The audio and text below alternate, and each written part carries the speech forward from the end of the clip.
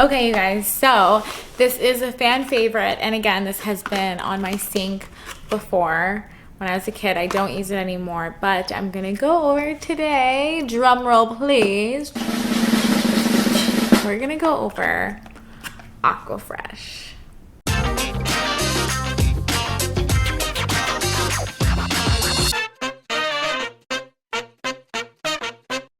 This brand has been around for ages and I have used it in the past.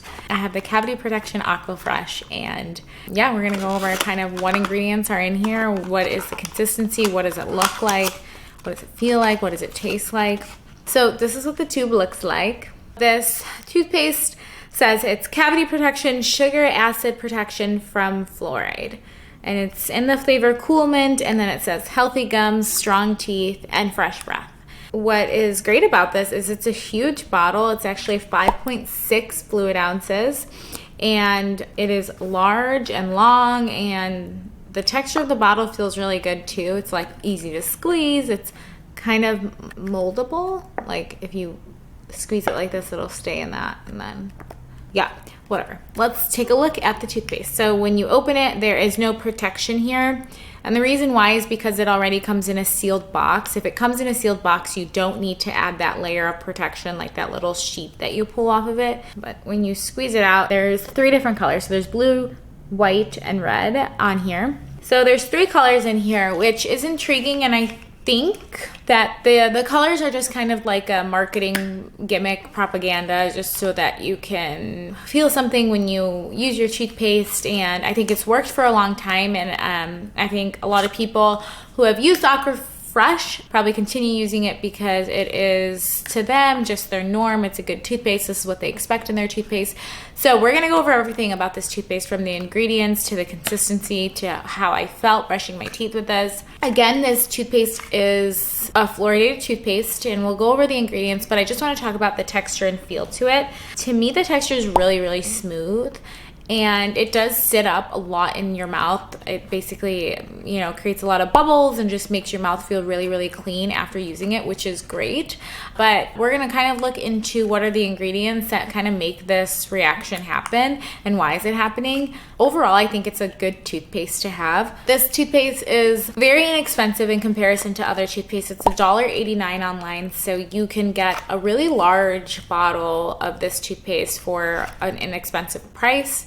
For us, I grew up in a family of 5 kids, and there's a lot of us, and so sometimes, you know, the cheaper options or the more inexpensive options are the best options for different types of people. So let's get started. Let's get into what we like about this toothpaste, what we don't like about this toothpaste. One thing that I really do like about this toothpaste is that it has sodium fluoride in it. And in our video where we are comparing other types of toothpaste, there is another ingredient called stannous fluoride. And stannous fluoride is a fluoride that overall helps eliminate all bacteria or different types of bacteria inside of the mouth, not just cavity causing bacteria, whereas sodium fluoride decreases the bacteria that causes cavities only. It doesn't go into decreasing bacteria that causes, you know, periodontitis or gingivitis or anything like that. So that is one big difference between different types of fluorides. And if you guys want me to get into that a little bit more, I can do a whole video on what is the difference between stannous fluoride and sodium fluoride. So this toothpaste just blocks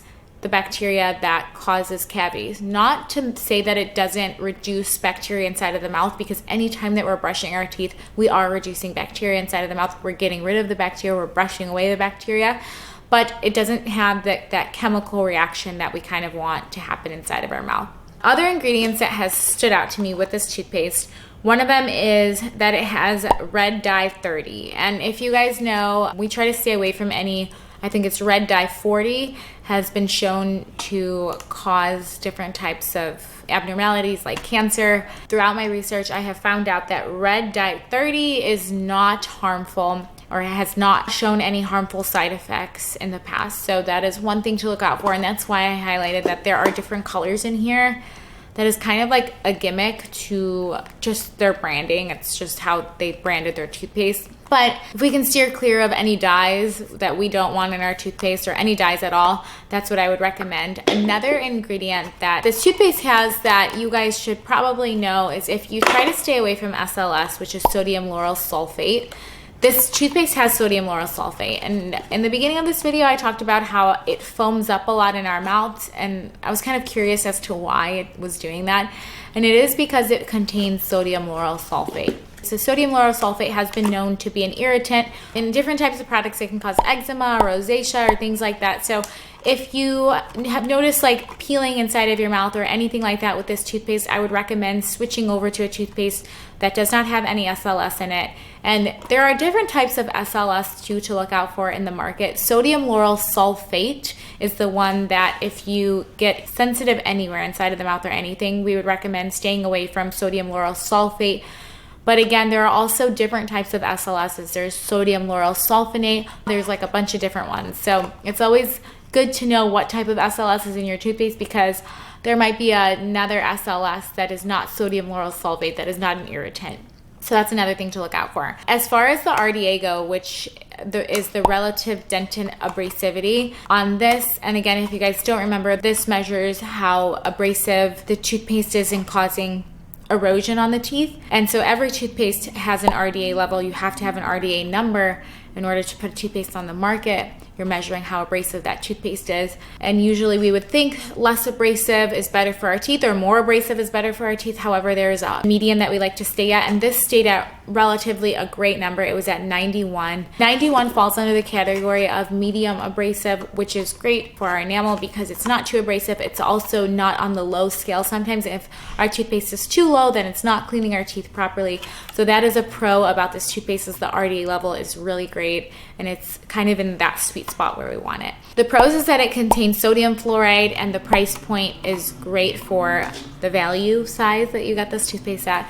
Some of the cons are that it contains unnecessary dyes, and it also contains SLS. So unfortunately, although I have used this toothpaste in the past, I do not recommend this toothpaste. I think there are also better, less expensive options on the market to use other than Aquafresh.